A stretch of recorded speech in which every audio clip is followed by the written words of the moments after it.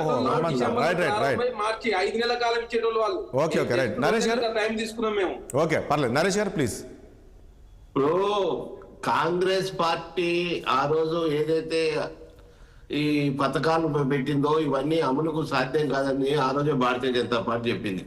కేసీఆర్ రాష్ట్రాన్ని అప్పుల కుదిపడ్డగా చేసింది బీఆర్ఎస్ ప్రభుత్వము.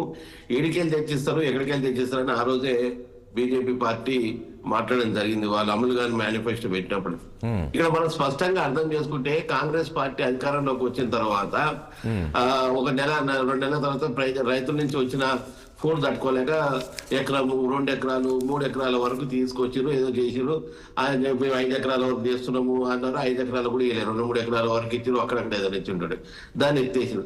దాని తర్వాత రైతు కూలీలకు రైతు భరోసా మరి అదేవిధంగా రైతు భరోసా ఇద్దరికి ఇస్తామని చెప్పారు. నేను ఒకటే విషయం మనం అర్థం చేసుకోవాలి ఏంటంటే దీని పైలట్ ప్రాజెక్ట్ తీసుకోవాల్సిన అవసరం ఏమున్నది ఒక ఊరు సెలెక్ట్ చేసుకొని.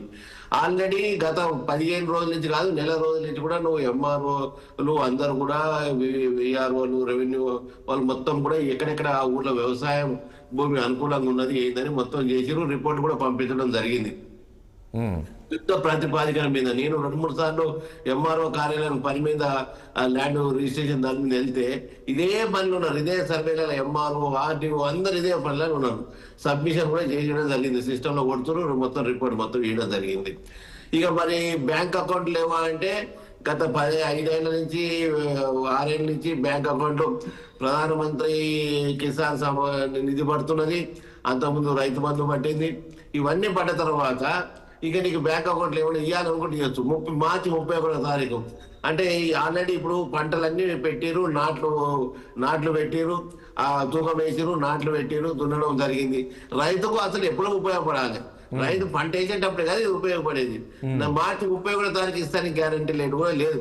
ఇక ఒక చిన్న ఎగ్జాంపుల్ మీకు చెప్తాను. ప్రజల నుంచి వస్తున్న వ్యతిరేకతని ఏ విధంగా డైవర్షన్ చేయాలి, ఏ విధంగా కాలయాపన చేయాలని ఒక ప్రణాళికబద్ధంగా కాంగ్రెస్ ప్రభుత్వం పోతున్నది. ఒక చిన్న ఎగ్జాంపుల్ ఏంటంటే ఈ మధ్యన డిగ్రీ కాలేజీలో స్కాలర్షిప్ ఇవ్వకపోతే కాలేజీలు బంద్ పెడతామని చెప్తే తర్వాత బట్టి గారు ఇన్వాల్వ్ అయ్యి మాట్లాడి మేము వేస్తున్నాం అని చెప్పేసి అక్కడక్కడ కొన్ని కాలేజీలకు ఇచ్చినారు.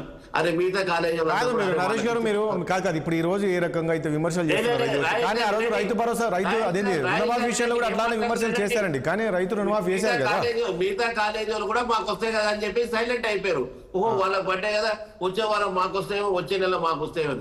అట్లే రైతులను కూడా ఈ యొక్క ఆవేశాలకు గురి కాకుండా ఉండడానికి ఈ మండలానికి ఒక ఊర్లో వేస్తే పూర్తిగా మాట్లాడేయాలి. మీరు ఎప్పుడు కూడా మధ్యలో ఇంటరప్ట్ చేయకూడదు. ఒక ఊర్లో వేస్తే మిగతా ఏం చెప్పబోతుండే ఆలోచన చేయాలి. ఒక ఊర్లో వేస్తే మిగతా 29 గ్రామాల 30 గ్రామాల ఆ మండలంలో ఎన్నుంటే మిగతా వాళ్ళందరూ కూడా అట్లా ఆలోచన చేసి ఉంటారు అని చెప్పేసి ఈ లోపల పంచాయతీ ఎలక్షన్స్ ముగించుకోవచ్చు అని చెప్పేసి ప్రభుత్వం చేస్తుంది తప్ప ప్రభుత్వం దగ్గర డబ్బులు లేవు. ఇవన్నీ అమలు కాని పనులు. ప్రభుత్వం పూర్తిగా ఫెయిల్ అయిపోయింది. సో వారు మాట్లాడుతున్నారు. మేము డ్రామా చూస్తున్నాం. మొత్తం 1,78,950 కోట్లు ఒకసారి నిన్ననేమో 1,82,000 కోట్ల దావోస్కి వెళ్ళి తెచ్చాం.